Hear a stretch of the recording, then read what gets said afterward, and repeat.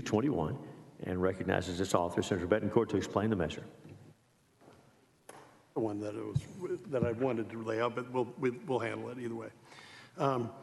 Thank you, Mr. Chairman and members. The genesis for Senate Bill 221 came from numerous voters and municipalities encountered problems when facing various ballot initiatives and charter challenges from 2017 through 2021. As far back as the interim in 2017, the IGR committee was tasked by Lieutenant Governor Patrick to examine ways that home rule municipalities use to adopt ordinances, rules, regulations, and including those initiated by petition and voter referendum. We're asked to look at if there were some safeguards we could put in place to keep these issues from boiling over to the courts and improving transparency. Effectively, what was happening is that there was a massive amount of ballot issue fights based on the language of the ballots themselves. So the highlights of the bill are to set a statute for standard language used on ballots, provide for easier public interaction and understanding of ballot language, allowing for citizen participation during the petition drive and simplifying the petition process, create a non-judicial avenue for citizens to use before being required to file an election challenge, and we'll get back to that because that's a very important point. And when judicial remedies are required, allowing for a rocket docket in state district court for expediting review upon filing of a mandamus petition and allowing a court to rewrite ballot language if the court deems the language with necessity of a language rewrite. Any of the perception of quid pro quo, because sometimes there's law firms that are being used in this process on pro bono cases, and provides for bad actor provision for municipalities that are unable to meet the statutory set deadline ballot language, and end the statutory prohibition against religious institutions from assisting circulation of petitions. We have a committee substitute, and are we going to lay that out at this time, or do we have that?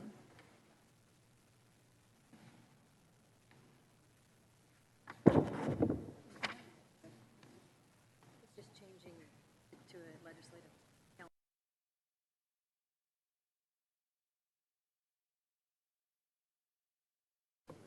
Okay. Oh, basically, yeah, the committee substitute was to change to a ledge council version of the bill. Besides that, there are no, except minor changes to the caption. And so we're going to hear from people that have been directly involved in these petition challenges. We've got stories of the past that we can talk to during a testimony, so I'll be happy to answer any questions. Thank you, Senator. Committee members, any questions for the author? Very well, we'll open public testimony.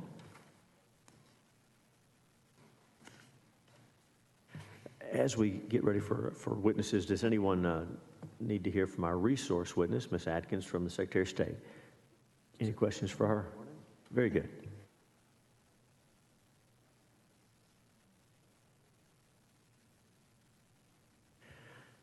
So the chair calls Liz Case Pickens, Veronica Warms, Trudy Meyer, Susanna Hewlin, Josiah Hewlin. Again, the chair calls the following witnesses. Please make your way to the table and have a seat. Liz Case Pickens, Veronica Warms, Trudy Meyer, Susanna Hewlin, and Josiah Hewlin.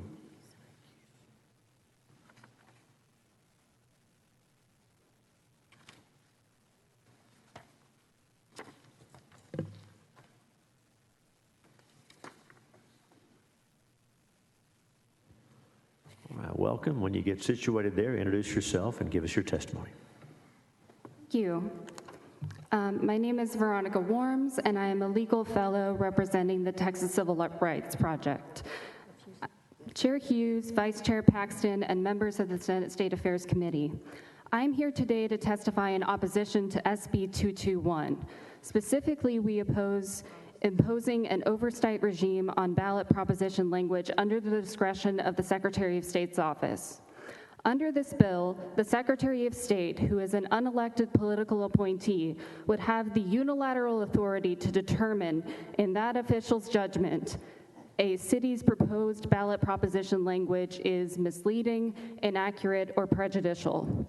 The Secretary can then request that a city redraft the proposition to correct the defect up to 3 times, after which point the Secretary can just redraft the proposition. This 3-round back-and-forth process could easily take a number of weeks, and after that time, if the city opposes the new ballot language, the parties involved will end up in the same place they currently do, in court, where the dispute may very well take even more weeks or months to resolve. Overall, this bill will just limit the amount of time that local governments have to actually prepare the ballots for upcoming elections, while doing nothing to prevent local governments or the Secretary of State's office from ending up in a court dispute over the ballot proposition language. Given these concerns, we urge the committee not to report this bill favorably. Thank you. Question? Thank you for your testimony. Senator Betancourt, you're recognized. We have some issues with, I'll read through these because I'm going to get to Sugar Land in a second. San Marcos, where city sued petition organizers directly. San Antonio, where they refused to count petitions. Bastrop, where the city splits the petition into 5 charter change items, even though the charter change addressed only one section of the city charter. Richmond, where the city refused to count petitions. Austin, in 2021, where the Texas Supreme Court ordered the city to change deceitful language. But the question I'm asking you is, in Sugar Land, apparently where they denied to count the petition signatures because the petition didn't follow the city charter form for initiative referendum, even though it was filed under local government code 9.004. Why did the city not count their petitions of petitioners when it was filed correctly under state local government code 9.004? I can't speak for the city, but what I can tell you is that this is an undemocratic measure where we're giving state oversight over local ballot proposition language. Well, That's all I can speak to. Okay, well, I mean, I've got 6 examples here, and I haven't even rolled out the big guns on the city of Houston because that went through quite a period of time. But where you have petitioners that are being sued by their government, where their government is refusing to count their petitioners, I see there's some written testimony from the city of Sugar Land, so I'll be asking them that exact same question. Where you have repeated issues to the point where the Supreme Court says that the language on one change in the city was deceitful. That's not my term, that's the direct quote from the Supreme Court. So don't you think that's an issue here that top-down guidelines need to correct? I can't speak for the city. I'm here to speak for the Texas Civil Rights Project, and I've given you our opinion on the matter. Okay, thank you. Thank you. Thank you, members. Any other questions for the witness? Very well. Thank you for being here.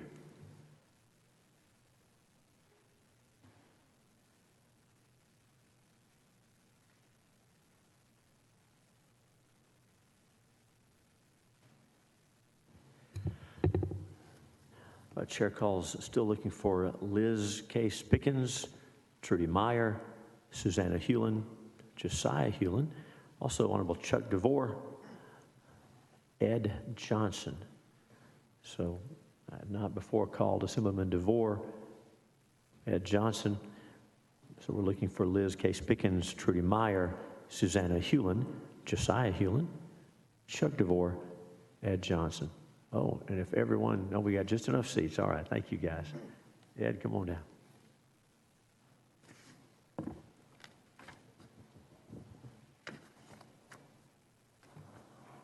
All right, Mr. Johnson, if you're ready, get situated there, introduce yourself, give us your testimony.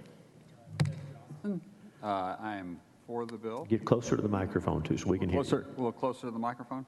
Yeah, Ed Johnson, I am for the bill. Got to get the number again here. Betancourt, it was 2221. 221, yes, sir. We know you testify a lot. 221, go ahead. And, you know, I think this is a really good bill. It definitely, from the last set of testimony, makes this process a lot more democratic or democracy.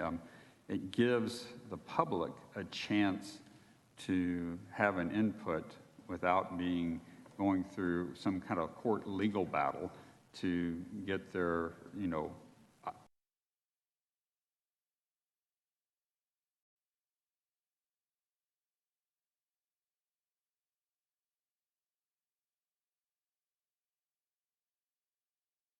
Cases that you've seen, or just the general comment that you made?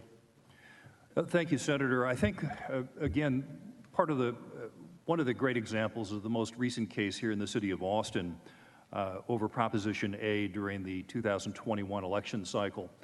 You saw this interesting fight where you had the quintessential rewriting of the ballot language by the city to be purposefully confusing and negative toward what the people circulating the petition were trying to accomplish. And of course, the city ends up winning at the Court of Appeals, but it goes all the way to the Supreme Court where they won. Now, the challenge, I think, is that the group that was offering this had a little more resources, perhaps, than the average citizen group. If they didn't, you likely would have seen the petition gatherers completely frustrated in their ability to get a petition or an initiative on the ballot. Only because they had a little more resources than perhaps the normal group, they were able to overcome and work it all the way through to the Texas Supreme Court.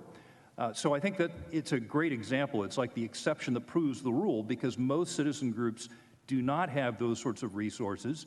And at the very first roadblock that would be thrown up, they'd be done. They would have to give up and just go home and try again another time. Chuck, I'm going from memory, but I think the city of Houston went through a period where they lost 5 straight of these legally, okay? And it seems that under legal review, that what's occurring here is pejoratively against the petitioners. But what do you think of the idea of having a non-judicial review so we can keep this out of the courts and solve problems before they end up tying up taxpayer money for, in some cases, 5 losses in a row, much less the fact that the petitioners had to win those cases? Well, what I like is the way this bill strikes the balance is that, yes, it does bring in the Secretary of State, and there is this iterative process. If the city is acting in a responsible manner, that should solve the problem and do so with greater speed than involving the courts. If, on the other hand, they continue to press the matter, I think that the portion of the bill that waives governmental immunity for this purpose is operative. In other words, there could be some penalty insofar as attorney's fees if the jurisdiction continues to press the matter and is found to be on the wrong side at the end of the day. Thank you for your testimony, Chuck. Senator Lamatia, you're recognized. Thank you, Mr. Chairman. And this may be a question for you or for our author, but what happens in a mandamus action if the language in question was approved by the Secretary of State or even written by the Secretary of State, and then the mandamus action occurs? My understanding is that there is an iterative process that could happen up to 3 different times. Is that to what you're referring? Right. So in that case, would the city still be liable for attorney's fees in those issues if the Secretary of State was the one that wrote the language or approved the language? Well, that's a suggestion, I think, from Mr. DeVore, but My understanding, as far as the attorney's fees, is if it remains at that level, that there's likely not going to be that sort of a requirement. It's only if it ends up in the courts. That was my reading of the bill. Perhaps the author has a different interpretation. okay. And to that, Senator, and then if you have to go into judicial remedies, what we've got now is a rocket docket set up in this so that you can get there quickly and get it resolved. Part of the problem is attorney's fees ends up being a very large sum due to the delays in process, and you've got pleas to the jurisdiction even. I've even seen that in here. So you get to a court quickly, upon filing a mandamus petition, and then that lets the court rewrite the language if it needs to be. Well, I would hope that after 3 tries, the Secretary of State would not necessarily have gone 0 for 3, but that's why it's there, so that there's an issue, so you can get to a court if you have to. Thank you. Mr. Johnson, Mr. Hewlin, Ms. Hewlin, Ms. Pickens, Mr. DeVore, thank you each for your testimony. Thank you for being here. Are you all two the newest ones, Mr. Chairman, if I could ask? Is this the first time you've all testified on something? Yes, sir. Yes. I could tell, just anyway, so thank you for coming all this way. Is there anything else you want to say, since we have like a 50% of your town here? No, We appreciate what you do. Thank you. thank you. Thank you for being here. Thank you. Thank you. That was 221, right? Is there anyone else wishing to testify on, for, or against Senate Bill 221? Seeing none, public testimony